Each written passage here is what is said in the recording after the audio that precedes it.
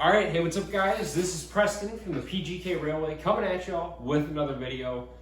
It is actually Thanksgiving night. I've kind of gotten a little bit busy and I haven't had a whole lot of time to film, but don't worry, we're back at it. And as you can see, Pensacola Railfest. I told myself I wasn't going to buy anything, but as you can tell by the table and the thumbnail, I ended up getting just a little bit of stuff. I did really good on self-control with locomotives. It's about all I can say. But so we went to Pensacola Railfest, absolute blast, a whole lot of fun, met a lot of great people, and got some really good deals. So I guess the way we're gonna do this is, you guys can see everything in front of me. We're gonna go through what all we got, and we're gonna start off with some miscellaneous bags. 2 bags of logs. These will be explained a little bit later on, but I believe these are Rail King logs. These were just thrown in with a deal I made. There was a guy there, his name was Rick, and he had a lot of MTH stuff, and I spent majority of the show just talking to him, meeting him. Super awesome dude, cut me a lot of great deals. It was awesome dude to work with, a whole lot of fun just hanging out with and talking to, and made some amazing deals. He had a big MTH collection that he was selling, and there was a lot of great stuff in there, and I did buy a few pieces. So one of the things I did buy from him was this Rail King. This is the operating fire station. It was too good of a price to pass up, but unfortunately there's not room on the table. Not sure if I'll do a video on this. I might do a short at some point if I do hook it up. I have tested it, it does work. So we're gonna start with the smalls, like I said, but I figured I'd get this out of the way just because this is a big ticket item on the table. This is a bag of just a lot of miscellaneous odds and ends for Plasticville, just little scenic pieces. There's fences, street lights, telephone poles, benches, a few people in there, just odds and ends stuff for the table. That's the main thing I wanted to get at the show, was a lot of odds and ends, maybe a few different buildings as you can see in front of me. Just little stuff to make the table look a little bit nicer. Behind me, you guys can tell I've done a lot of work to the table. We've cleaned it up. And we're just trying to get it more or less ready for the final stages. I think I figured out exactly what I want to do for the table, but I'm going to have to get some foam because we're going to do some elevated parts on the table. So that'll definitely be an experience. I'm not sure if I'm going to film that, but yeah. So we're going to get right in. Let me move this bad boy out of the way.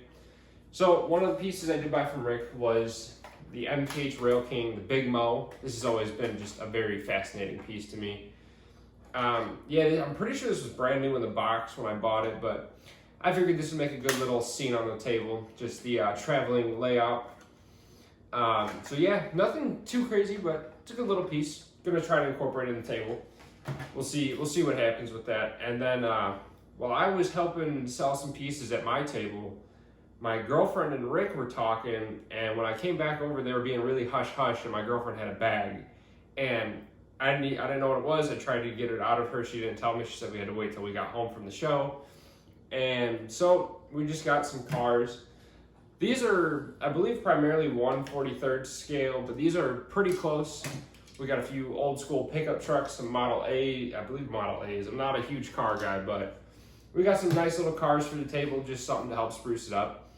Just little things. That was my main goal at the show, was to get little things to help add a little bit more life to the table. We got a few figure packs, but I did open them and mix them in with all the other figures I have sitting under my table, unfortunately. But yeah, I got some figures, got some cars.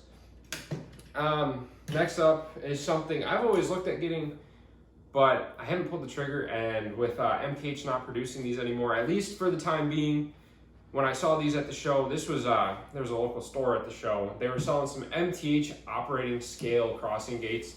I'm a huge sucker for signals. I don't know why, but all my signals on my table are the old school, just humongous, way too big. But I don't know, I've always been drawn towards these. They work fantastically when hooked up correctly. I do need an iTad to operate them, but that should be coming. But these are just beautiful little gates. I don't know, I'm just a sucker for signals, to say the least, but I'm very excited to get these hooked up. Once again, we just need that iTad. But these should add quite a bit of life to the table. And I'm learning I really like scale signals. I haven't even been able to use these, but just the sizing alone makes the scale signals just really appealing to me now. I've always liked the big ones, but now that I have some of these, I'm definitely gonna think about getting some more scale signals for the table, just making it look a little bit more prototypical. But great little find. These are also new old stock. I did open this one up just to see if I could find a way to wire it to an insulated track section, because it does say that you can do that on the instructions. A lot of looking on forums and Facebook and asking around, you actually can't do that. So you do need an iTad for this. I'm not sure about the 153 IR that Lionel made, but we're gonna figure it out and I'll post it on YouTube because I know a lot of people have the same exact questions that I've had with these. So we're gonna figure out what works best. I might make a little video just on the gates, just explaining it, because yeah, there's a lot of mystery around some of the MTH signals and operating accessories. So we're gonna see what actually works the best for these gates. I might pick up a 153 IR at some point just to test it, but that's all just ideas for later down the road. So we're gonna jump into the buildings. These some of my buddies met me at the show and I told them I wanted to pick out something for the table, and they got to walking around and they ended up picking out a Plasticville supermarket. This is a nice little building. I've always had a soft spot for Plasticville. That may come from my love for post-war trains, but good little building. Nothing too crazy to it. Might try to make an interior. Just a lot of stuff that I got for projects or ideas. Just stuff that would be fun to try to learn to either kit bash or just make new stuff for the table. So Plasticville supermarket, and then the Plasticville town hall. We got both of these for $1 at a table where the dude was selling a lot of American Flyer pieces, but they wanted these for the table, and I said, if you guys want them, I'll try to find a way to incorporate them. So I'm gonna try my best to get these to fit onto the table. I'm not sure exactly how that's gonna go, but we'll see what happens. We're gonna put this building off to the side till later. But this was one of the pieces that Rick had. This blew my mind. So this was the day of setup. We were walking around. I was looking at all the tables, keep my eye out for yellow and purple boxes, because I'm trying to get some more MTH in the collection. I don't know. I'm really falling for the MTH stuff. It's a great bang for the buck. But he had this sitting in the styrofoam insert with a price tag of $40. And if you don't really know me, I do have a love for the tin plate pre-war items. This is the Lionel Classics reissue from, I want to say, the late 80s, early 90s. $40. It's basically brand new. I cannot find any signs of wear and tear on it. I mean, the top of the roof is still in its original bag, but no scratches in the paint, no dings, no nicks, no paint on it, no scenic stuff on it, nothing. This is a pristine, beautiful, beautiful 115 station. I believe that's the number for it. This, we will definitely find a way to fit on the table. This station is absolutely gorgeous. Haven't hooked it up yet to see if the lights work. But I mean, for $40, I couldn't pass. I've always loved these stations, but these things will cost you a pretty penny. So now the next thing we're gonna move on to is we're gonna move on to rolling stock. All right, so here we are. This is the rolling stock that I ended up getting. All these do have their boxes. I just figured for filming this video, it would be a little bit easier just to take them out of the boxes. So these three came from Rick. And then these two came from other vendors. So what all do we have here? A lot of MTH and one Lionel. I tried my hardest not to buy any rolling stock or engines at this show, but came out with a few pieces of rolling stock. We'll go over the semi-scale stuff because I know Preston has full scale. That's kind of crazy. He normally does semi-scale. Well, I'll just say this show definitely did change that. Yeah. I will say full scale will bite you like a bug and it won't let go, because now I want more. That's about all I can say. Full scale is a little bit bigger, and just, I don't know, it's nice. I love the detail on it. It's a lot of fun, but I will more than likely keep sticking to traditional size for the most part, just because it's a little bit more friendly on the wallet. So we're gonna go over what we got, and right here we have two 6-wheel trucks, a center depressed flat car with a transformer load. These are just a cool little car. I've always been a sucker for anything that has the 6-wheel trucks. A lot of wheels, a lot of fun. But yeah, good little MTH Rail King car. This one is new old stock. Once again, a lot of the stuff that Rick was selling was new old stock. Yeah, just a good little car. And then right here we got just about the same exact thing, different colors, and it has a, I believe it's a bulldozer. I'm not 100% sure, but little MTH construction company car. Once again, 6-wheel trucks. Just big, a nice sized little freight car, especially for traditional scale. This is a good looking little freight car. Yeah, these will be fun. I'm very excited about those. Those are always just very cool cars. And what do we got Dead center. Dead center, we have a steel slide car. Now, this is an MTH Premier steel slide car. This technically marks my first ever Premier MTH car. He had a ton of these, and he had them really priced really well. And I was going to buy 2 or 3. Then I decided on getting just 1, and by the time I went back to go get more, all of them were gone. Every last one of them was gone, and I probably only hesitated for about 2 to 3 hours. By the time I went back, all of them were gone the first day of the show.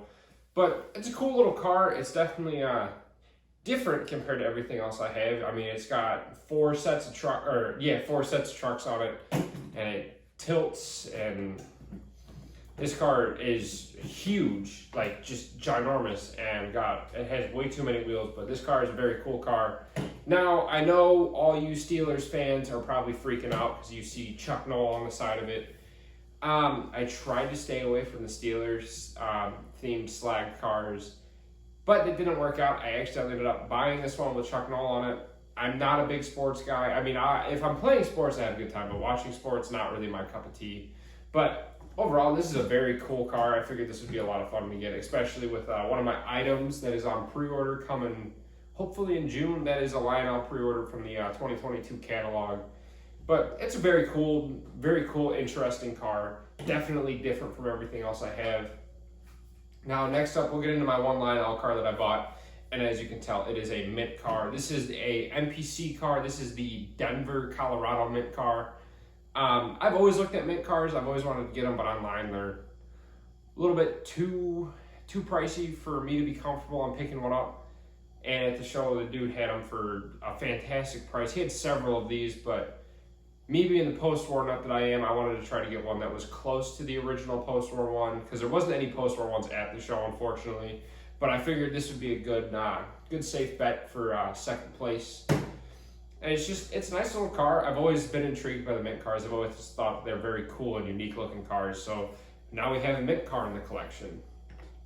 And for the last piece of rolling stock that we got, it is a MTH 2,000 gallon tank car. This is the MTH Club car. Once again, another purple box car. I got this, I can't remember the gentleman's name, unfortunately, but he was set up right next to us, and he was always looking at the O gauge stuff, and he was telling me about how he had O gauge and then got out of it.